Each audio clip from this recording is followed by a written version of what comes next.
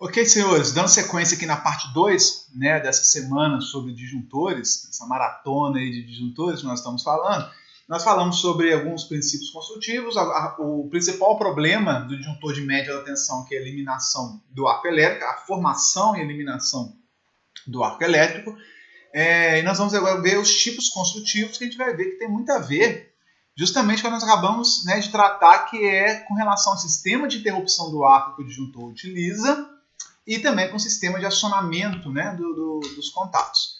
Bom, então olha só, baseado no que nós já vimos, quais são os meios, quais são as formas, né, os sistemas de interrupção existentes hoje praticados na construção dos disjuntores. A gente consegue classificar, inclusive, né, esses equipamentos de acordo com o sistema de interrupção desse arco elétrico. Então nós temos disjuntores a óleo, sopro magnético, vácuo, SF6 e ar comprimido. Tá? Nós vamos ver algumas características aí de cada um deles. Vamos lá. Primeiro, disjuntor a óleo, né? São inclusive um dos mais antigos, um dos tipos construtivos mais antigos que existem em subestações, né, indústrias e tudo mais, para média tensão e para aplicação geral em subestações consumidoras de pequeno e médio porte. É muito utilizado para subestação consumidora. O que é subestação? Lembrando, né, o que é uma subestação consumidora, tipo aquela que nós temos aí no Instituto Federal, que nós visitamos no início de fevereiro do ano passado, onde nós vimos que é tipo uma subestação onde eu estou ligado à concessionária e alimento ali um pequeno comércio, um pequeno shopping, uma pequena indústria, uma escola, né? Nem pequena escola, mas uma escola, uma faculdade, um centro comercial. Então essas subestações ditas do consumidor, que estão ligadas à concessionária na média tensão,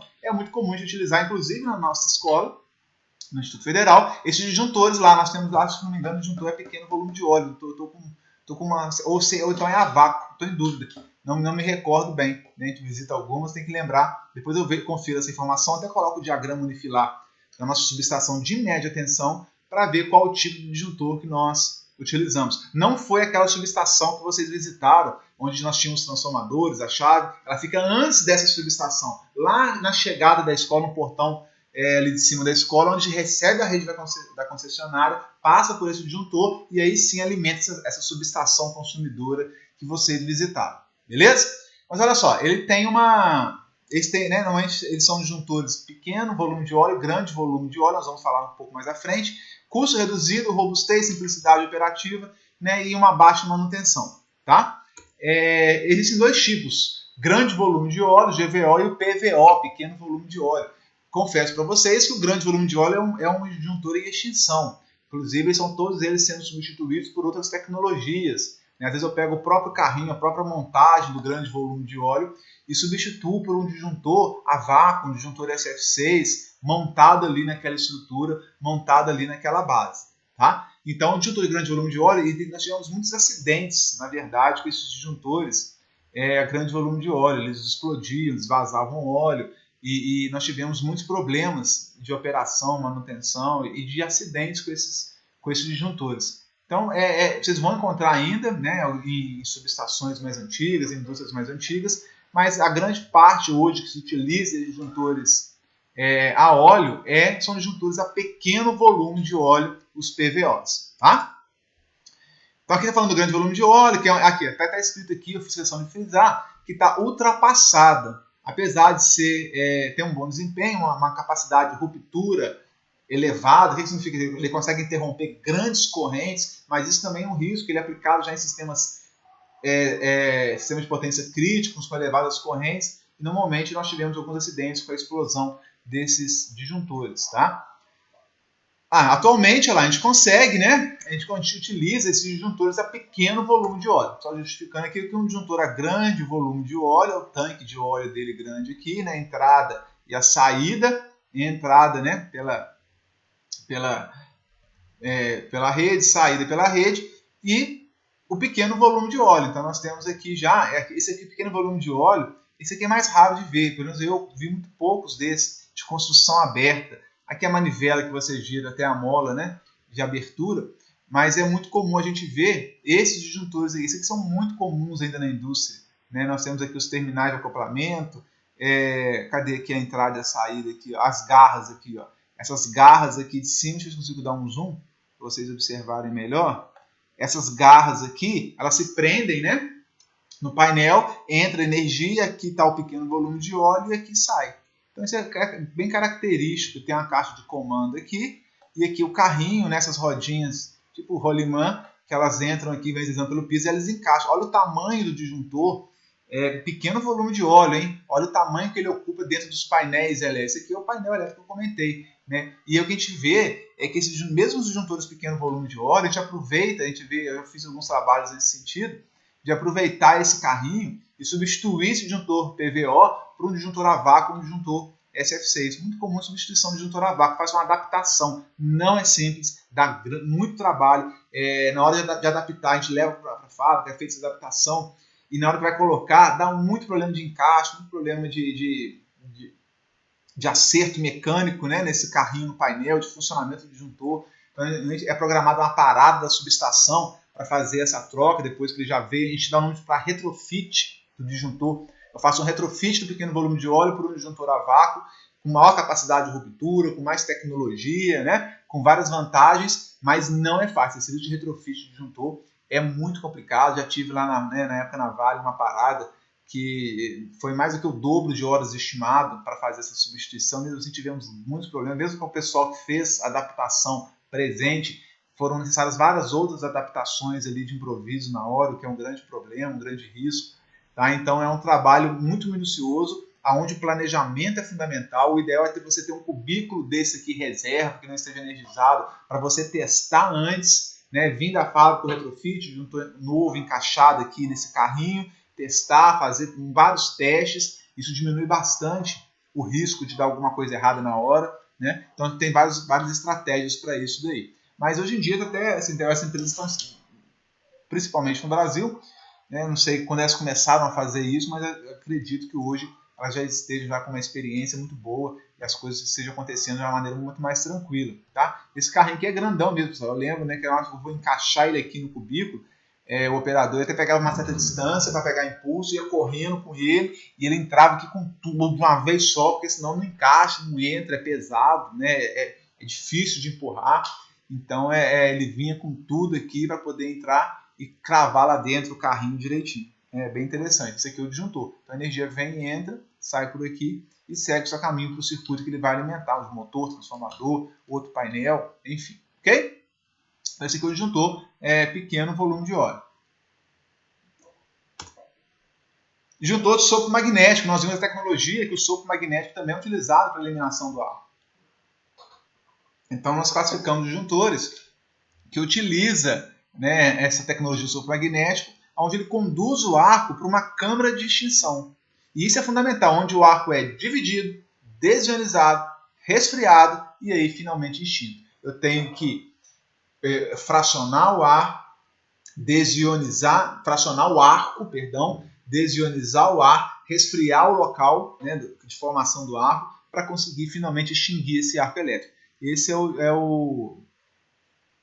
esse sopro magnético, inclusive, é muito utilizado para sistemas de corrente contínua, né, sistema de corrente alternada, e levar a responsabilidade. Contínuo, porque eu falei, tem a dificuldade que não passa pelo zero muitas vezes, mas eu consigo, através desse sopro magnético, fazer a eliminação nessas 3 etapas aqui, ó, fracionamento ou divisão do arco, desionização do ar ao redor e resfriamento desse ar também. Tá? Então aqui nós temos alguns componentes e aqui é o próprio disjuntor, né, onde aqui os terminais de entrada, tem as tulipas aqui de entrada, saída, as bobinas aonde faz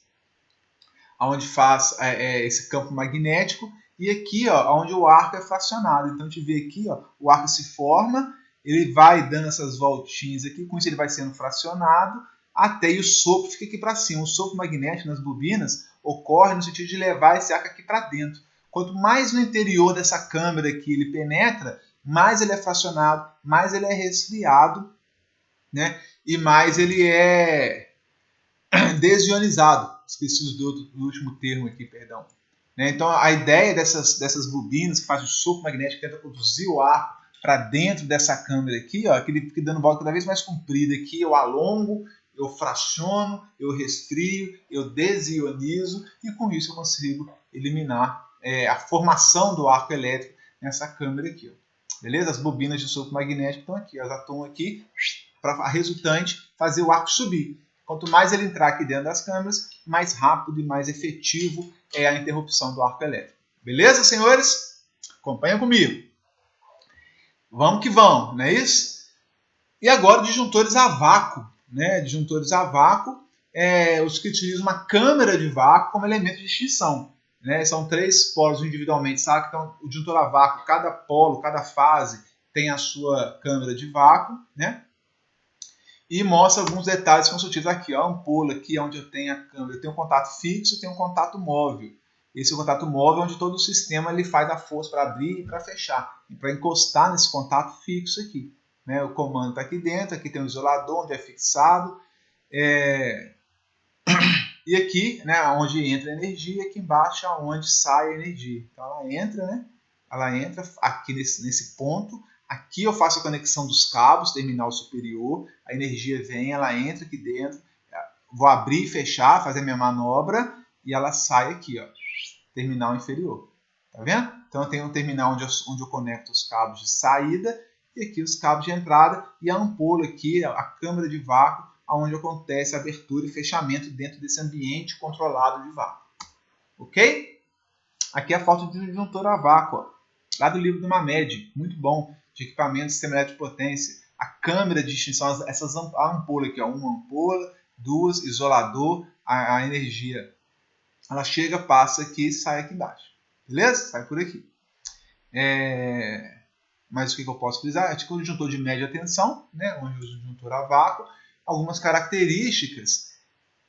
Ele é bom para ser instalado onde a frequência de manobras é intensa. O que é isso? Eu abro e fecho o disjuntor com maior frequência, mais vezes durante o dia, durante a semana e por aí vai. Tá? Olha lá, podem ser até 10.000 manobras em CA ou permanecer 10 anos sem operação, sem nenhuma necessidade de inspeção. Isso é muito bom. Né?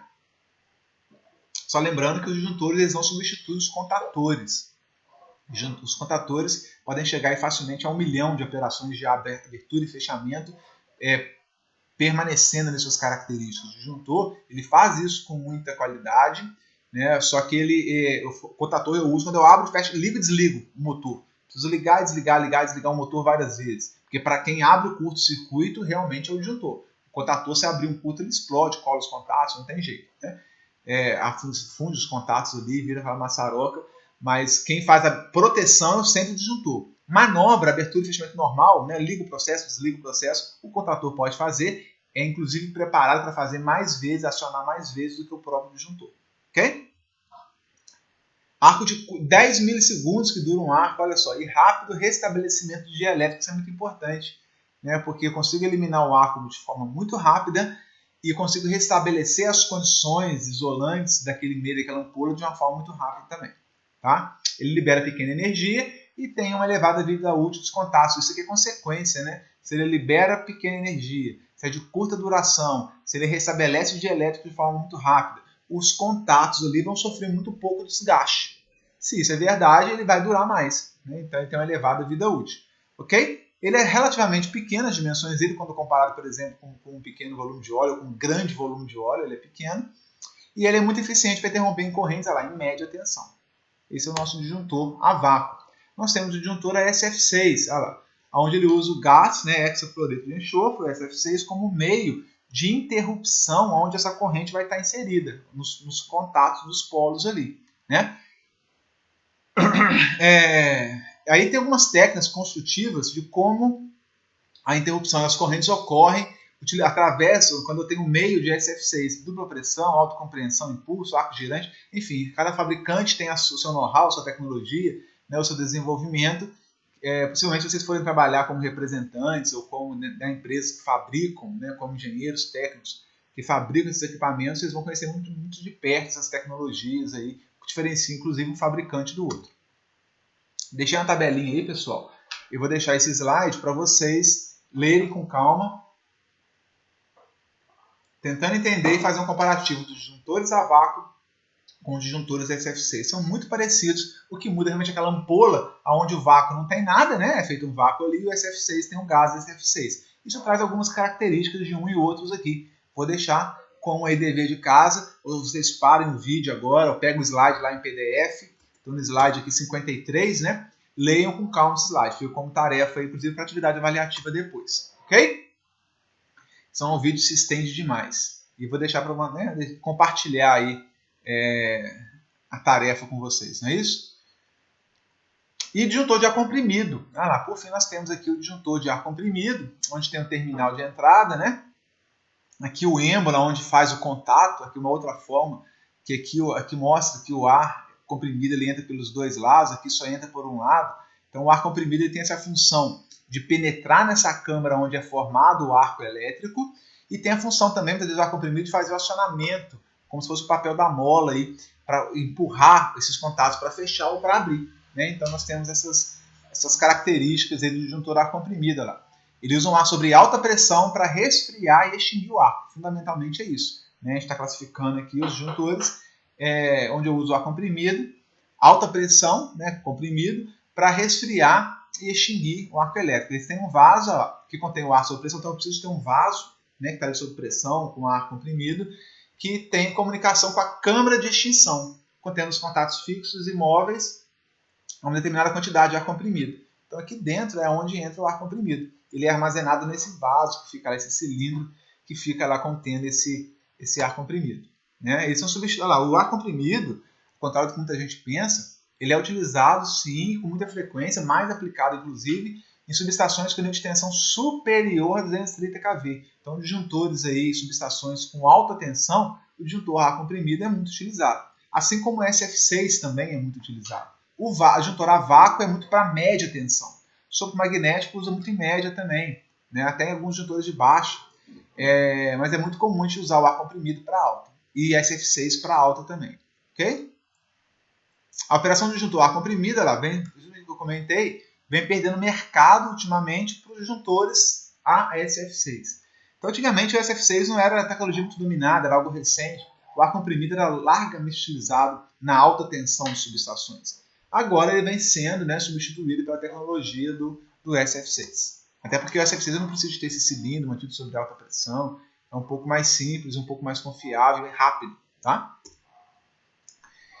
E a classificação também dos disjuntores contra o sistema de acionamento. O de mola é o mais comum, né, acionamento dos disjuntores, principalmente por apresentar grande simplicidade na operação em custos reduzidos. Aonde eu uso esse sistema de mola, eu tenho que fazer o carregamento de mola, faço o carregamento de mola manual muitas vezes na média tensão, na baixa tensão, e esse carregamento na alta tensão é um motorzinho. Então eu ligo, o motor é acionado, o motorzinho auxiliar, né? O motorzinho velho, não é desse tamanho não, é bem maior do que esse, pessoal. Mas um motor aí de meio cavalo, né, mais ou menos um cavalo, já consegue acionar a mola desse disjuntorzão de alta tensão, para quando ele precisar acionar, isso acontecer de forma muito rápida.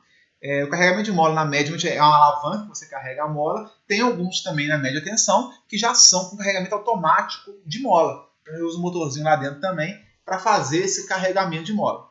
Beleza? É o mais comum. O de solenoide é mais limitado, em função da pouca energia que consegue transferir. Por incrível, o solenoide também faz, né, abertura e fechamento, assim como é feito nas bobinas de um contator, para abrir e fechar de um relé, mas não se compara com a força da mola. A mola é mecânica, é muita força, ele consegue romper os contatos, isolar o ar de uma forma mais rude, né, mais bruta. Isso às vezes é interessante. Ar comprimido, normalmente utilizado quando se utiliza ar comprimido como meio extintor do arco.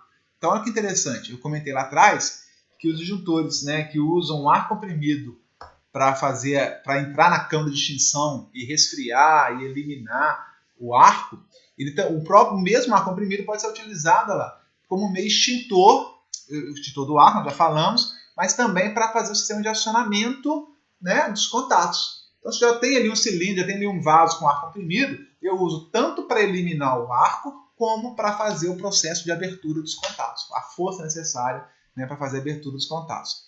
Então, o disjuntor ar comprimido, o ar comprimido nos vasos estocados, mantidos sob alta pressão, tem duas funções: eliminar o arco e fazer a abertura do sistema de acionamento de abertura e fechamento.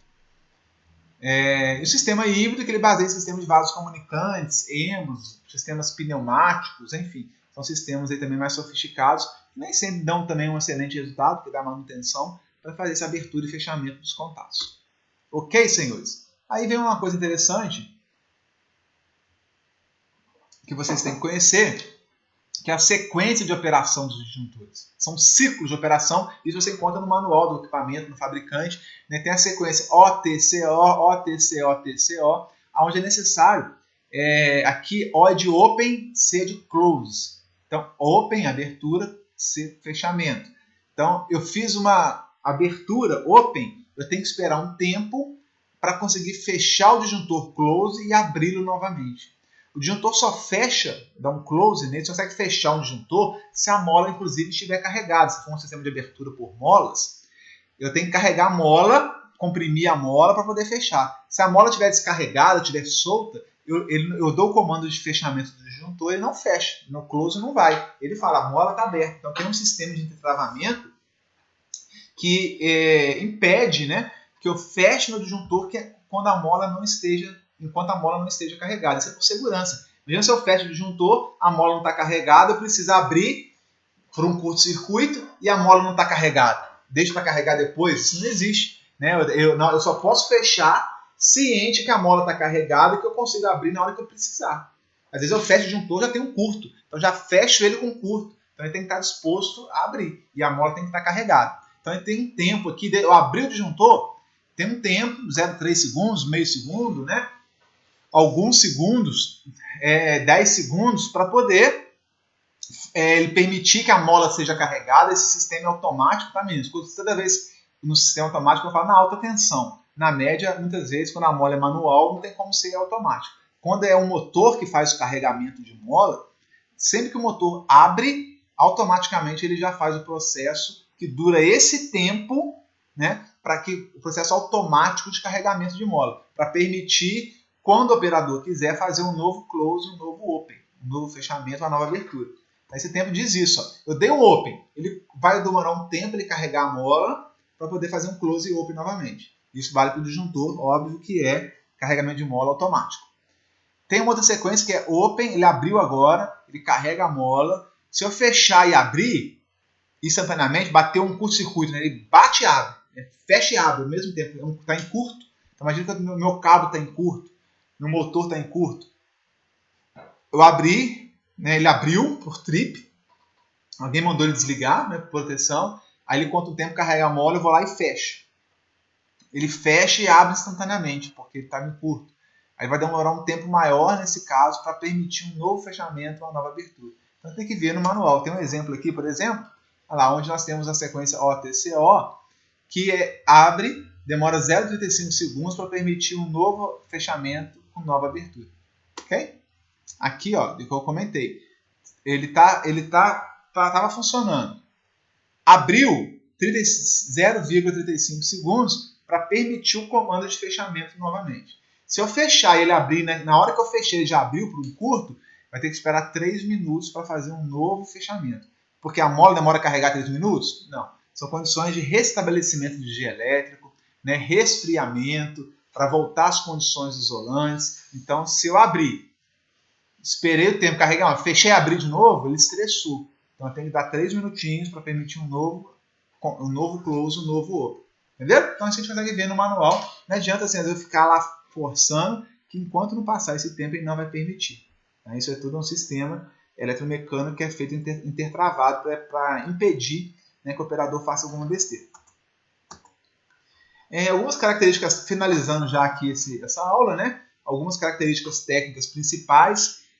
Nós não vamos ter tempo suficiente para entrar em cada detalhe, mas com o que vocês viram, né, e com o livro de uma média de equipamento de sistema elétrico de potência, ou outro guia, vocês conseguem fazer essa especificação, né, lendo as informações, acessando os sites dos fabricantes, conhecendo melhor cada item desse. Tá? Se a gente entrar no detalhe, aqui eu vou falar de alguns, mas um disjuntor completo de alta tensão, uma chave seccionadora de alta tensão, né, são mais de 20 itens que a gente vai especificando, que é um trabalho muito bom de ser feito. Você vai estudando, vai lendo, vai vendo o que o fabricante oferece, vai aprendendo ali e vai ser um trabalho bem prazeroso. Tá? Aqui nós vamos falar rapidinho tensão nominal do disjuntor, óbvio, tem que ser compatível com a subestação que vocês estão, onde vocês irão instalar o equipamento, né?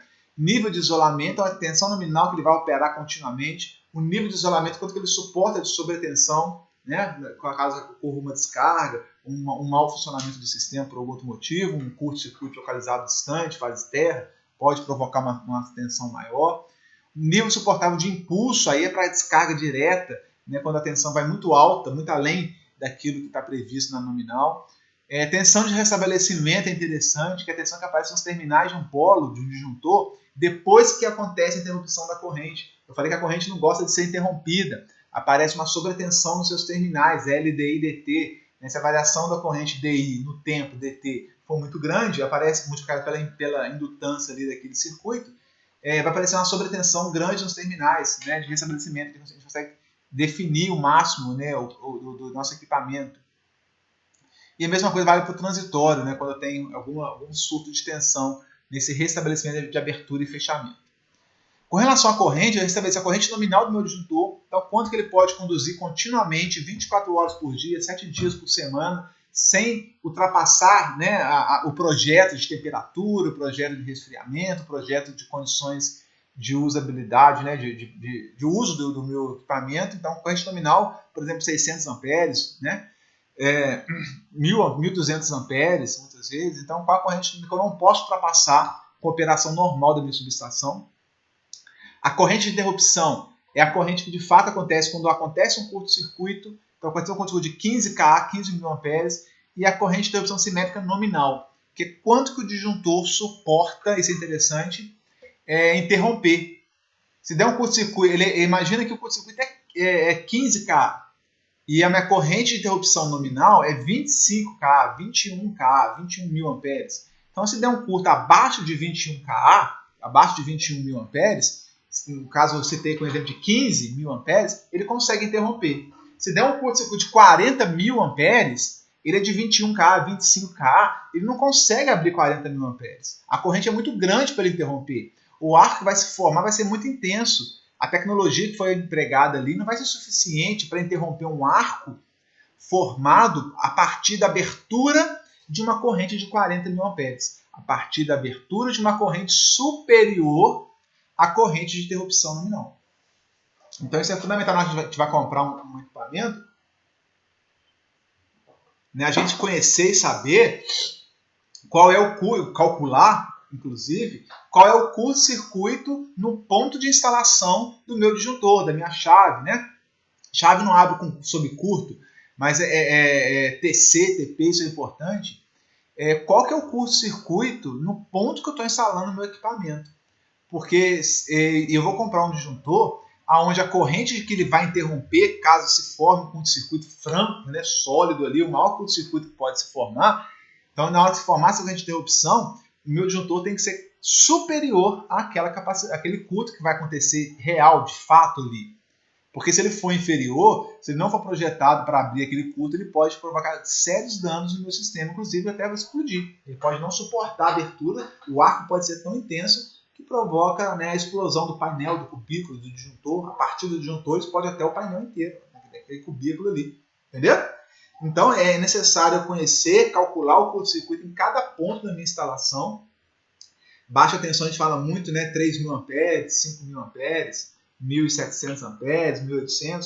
Na média e alta, o curto-circuito sobe muito, porque a fonte está mais próxima ali, né, o sistema é muito mais parrudo, muito mais robusto. Então, as correntes de curto-circuito na média e na alta tensão são correntes elevadas, né, na ordem de acima de 20 mil amperes facilmente. Sistemas industriais, até com geração própria, onde tem sistemas, né, termoelétricos instalados, ligados a concessionárias fortes, em termos do ponto de vista de geração, né, onde tem muita corrente de curto-circuito para poder circular, nós chegamos facilmente a 40 mil amperes de curto-circuito. Acima de 30 mil amperes, facilmente, 40 mil amperes, facilmente. Mesmo sistemas de baixa tensão industriais, onde eu utilizo transformadores elevados, de potência elevados, já fiz cálculos de curto-circuito em transformadores de 3 MVA para baixa tensão. Isso é muito transformador para jogar para 440 volts. O curto-circuito ultrapassava os 50 mil amperes, chegava próximo de 60 mil amperes de curto-circuito na baixa tensão. Muito por conta desse transformador que era utilizado de 3 MVA, 3 MVA. Um transformador desse de poste é KVA. Não chega nem, está longe de 1 mega, né? Esse é um transformador de 3 megas. na indústria acontece essas coisas. Transformadores de 750 kVA, 1 MVA, 1,5 MVA, 2 MVA, até 3 MVA. O que é uma grande dificuldade, porque o curto-circuito ele é proporcional à potência do transformador. Né? A gente não vai fazer o cálculo de curto-circuito aqui, não é escopo agora, mas a gente calcula o curto-circuito baseado na corrente nominal do transformador pela impedância percentual desse transformador vezes 100%. A gente calcula assim a corrente de curto-circuito. Então, quanto maior for a nominal, né, a corrente nominal do transformador está relacionada à potência nominal do transformador. Então, quanto mais kVA, mais MVA é o transformador, maior é a corrente. A impedância do transformador em 6%, 7%, vai dar uma corrente cada vez maior de curto-circuito à medida que eu aumento a potência, a corrente nominal do meu transformador. Tá? Então, isso é um perigo na baixa em sistemas industriais. Sistemas de distribuição de concessionária, raramente isso vai ter problema na baixa, porque são usados transformadores de poste, de baixinha potência, baixa corrente, então isso é tranquilo, mas na indústria isso não é tranquilo. Na média também é muito problemático, na alta tensão também é muito problemático o nível de curto-circuito da minha subestação. Então eu tenho que especificar, dimensionar o meu disjuntor, né, os meus equipamentos para suportar a corrente de curto-circuito caso ela venha acontecer. Suportar e abrir, né, na hora que o relé de proteção mandar o disjuntor abrir para interromper aquela corrente, sem provocar danos para o sistema, para o próprio equipamento e para o sistema de modo geral. Né? Aqui é a corrente suportável de curta duração, né, e a duração nominal da corrente de curto-circuito. Então, um disjuntor de 25 kA, 25 mA, ele vai suportar 25 mA, né, uma corrente de curta duração por uma determinada duração. Se ele ficar lá conduzindo 25 mA também eternamente, 24 horas conduzindo essa corrente de curto-circuito, ele vai derreter, vai virar líquido, vai sumir ali. Então ele tem uma corrente que ele suporta de curta duração e uma duração dessa corrente também de curta duração, beleza? Solicitação e serviço, né, quais são as dificuldades que esse disjuntor vai enfrentar, né, que caracteriza a operação do disjuntor nas condições de manobra que é intencional, não é por defeito, não é por proteção, não é o relé de proteção que atuou, é uma abertura de transformador em vazio que também provoca sobretensões, abertura de pequenas cargas indutivas e motores de indução. Tudo isso, pessoal, transformador a vazio, pequenas cargas indutivas, motor de indução, tudo isso está relacionado com as sobretensões, com o arco elétrico que pode se formar no disjuntor, porque tem aquela questão, né, que é a corrente quando ela é formada, estabelecida ou interrompida. Ela não gosta de ser interrompida, né? Os campos magnéticos eles não gostam de sofrer um contraponto, uma variação. Sempre que ocorre essa variação para mais ou para menos, ele reage. Né? Ele reage provocando uma tensão maior, uma corrente maior para ser contrária, né, àquela diminuição do campo ou aumento do campo. Então, sempre que eu vou manobrar transformador a vazio, significa que a carga não existe carga, ele tá energizado, mas sem carga conectada no secundário. Né? Então é só bobina, o transformador é simplesmente ali uma bobina L, carga indutiva é L, o motor de indução é basicamente bobina L. Então tudo é L, né? L é indutância, indutor. O transformador vazio não tem carga no secundário, basicamente é um circuito com indutor. Carga indutiva é um circuito com muito indutor. Motor de indução é um circuito com muito indutor. Então a sobretensão que se forma nos polos do disjuntor, ele é L, aqui é L do tráfego vazio, das cargas indutivas do motor de indução, vezes a variação da corrente no tempo. Então, quando eu manobro, abro e fecho, mesmo que não seja curto-circuito, só de abrir, energizar, desenergizar, esse L, variação da corrente no tempo, LDI dt, provoca uma tensão perigosa para esses serviços normais de operação do disjuntor. Ok? Então a gente tem que tomar cuidado, né? Sempre nesses casos onde podem ocorrer essas sobretensões. Muito comum aqui, ó, energização de transformadores, quando energiza os capacitores também, porque posso ter circuitos indutivos, capacitivos, eles vão trocar energia entre si, e na hora que eu estou fazendo essa energização é perigoso, né? Energização de linha de transmissão, a linha de transmissão é basicamente um indutor, um resistor e um capacitor para a terra. Então nós temos capacitor, indutor e resistor. Essa energização também, né, sempre provoca aí sobretensões, surtos de tensão e por aí vai. Tá? E aí as solicitações, né, aqui agora de curto-circuito, de defeito. Então quando eu tenho defeito no sistema, então eu tenho esforços condições difíceis para o disjuntor, às vezes sem defeito, sem curto-circuito, quando eu vou energizar um transformador a vazio, quando eu vou energizar uma linha de transmissão, motor abrindo, fechando. Então isso tudo é estresse. E aqui os estresses, digamos assim, os estresses, né, as dificuldades, quando eu tenho curto-circuito, defeito no sistema. Né, que eu vou ter abertura em regime de curto-circuito nos terminais de disjuntor. Quando o curto se forma nos terminais do disjuntor, está franco ali na saída do disjuntor. Quando o curto-circuito está longe do disjuntor, lá no transformador, eu ando 300 metros para fechar o curto-circuito com cabo, lá longe. Eu ando às vezes numa cidade, quilômetros até chegar no bairro, e eu fecho um curto-circuito na média tensão lá na chegada do bairro, e o disjuntor lá da subestação que está distante, alguns quilômetros, né, vai ter que identificar e interromper esse defeito. Então tem uma linha, além do curto-circuito, tem uma linha de transmissão, tem uma linha de distribuição, melhor dizendo, até chegar ao curto-circuito. No sistema de transmissão isso pode acontecer também, né, tem uma subestação de transmissão, onde o curto-circuito, o disjuntor tem que abrir um defeito que aconteceu quilômetros de distância, lá na outra cidade. E aí, olha só o efeito que eu tenho na minha linha de transmissão, mais o curto-circuito, ele tem que suportar esse estresse, né? E curto-circuito a curta distância do disjuntor. Então, cada configuração, curto na saída do disjuntor, muito longe, curta distância, cada isso é uma configuração nova, é uma sobretensão nova, é uma dificuldade nova, é um estresse novo, que o disjuntor vai ter que suportar e realizar o papel dele. Só que ele tem que estar, as especificações tem que estar muito de acordo com o local que eu estou instalando, com as linhas que vão alimentar. Tudo isso tem que ser calculado, preparado, dimensionado, para que ele consiga suportar essas mais diversas dificuldades sem nenhum problema de redução de vida útil ou, no pior caso, até, né, de uma explosão, de uma fadiga maior. Ok, pessoal? Então aqui nós temos uma especificação sumária, simples, rápida. Não são apenas essas, né? Fica o recado. Qual é o objetivo de especificar um disjuntor de média tensão, de alta tensão? É adquirir um equipamento apropriado para as necessidades da instalação em que ele irá operar.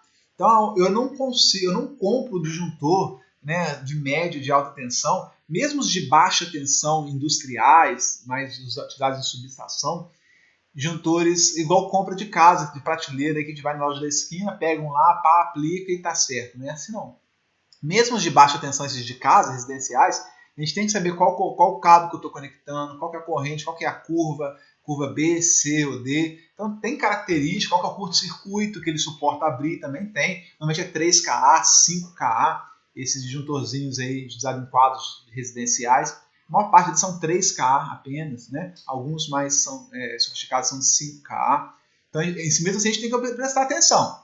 O de média e alta é muito mais informação de analisar. Muito mais, tem que fazer conta, tem que calcular curto-circuito, tem que saber regime, o esforço térmico, tem que fazer diversos tempos de duração, ciclos de operação entre fechamento e abertura, como é que vai ser o comando, qual vai ser o sistema de manobra, qual vai ser a tecnologia utilizada para eliminar o arco. Tem uma série de informações que nós temos que estudar para aplicar. É muito bom que seja assim, porque não é qualquer um que vai fazer, não consegue nem começar, tem que ser alguém da área, normalmente um engenheiro, um técnico, né, experiente, tem condições de fazer essa especificação para comprar esses equipamentos de média tensão, de alta tensão. Tá? Então aqui nós temos aqui 9,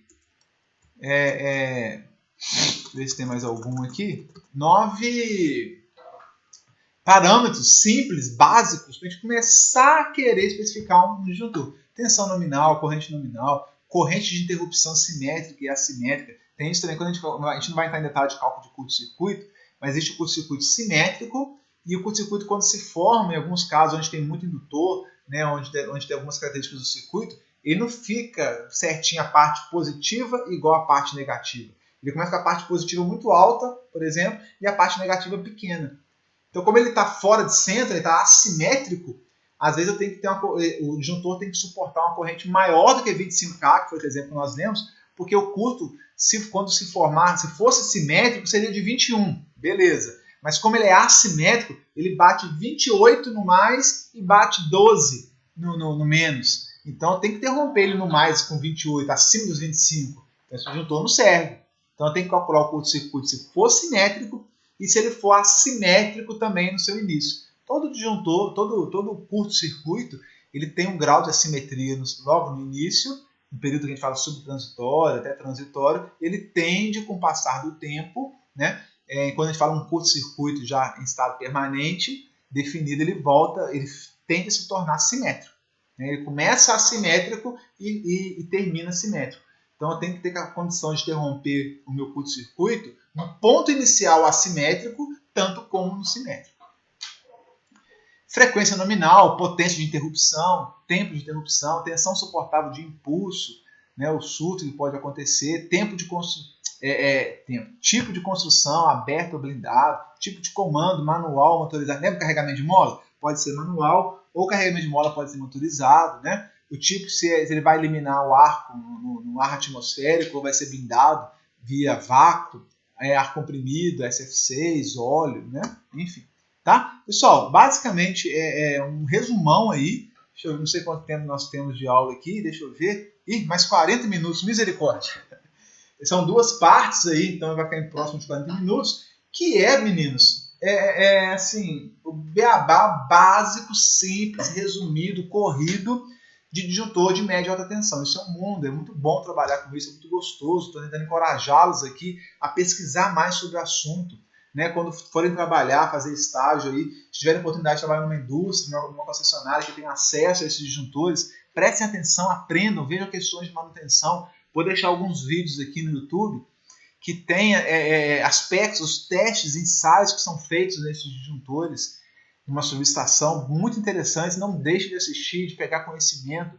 Né? Isso daqui é um ramo muito bom para nós, muito bom de trabalhar, muito gostoso de trabalhar, muita responsabilidade, sim, mas muito, muito gratificante. Tá? Normalmente os profissionais que são dados dos sistemas elétricos de potência, como é o meu caso, se empolgam muito quando vai tratar desses equipamentos de subestação, vai conhecer, vai especificar, vai dimensionar, vai calcular curto-circuito, vai ver a aplicação, né? Vai analisar quando ocorre um defeito e houve uma operação indevida por algum motivo.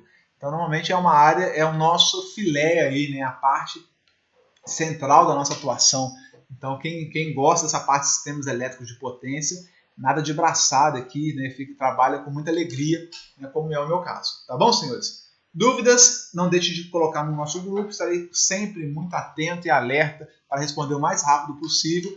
É uma grande satisfação estar aqui com os senhores mais uma vez. Boa semana a todos, um prazer, uma alegria. Não deixe de estudar, não deixe de perguntar, de adquirir conhecimento. Né? Nunca é demais, fará muita diferença aí na vida de cada um dos senhores. Meninos, fiquem com Deus, né? Um grande abraço apertado para cada um dos senhores. Vamos juntos, vamos em frente e contem comigo, ok?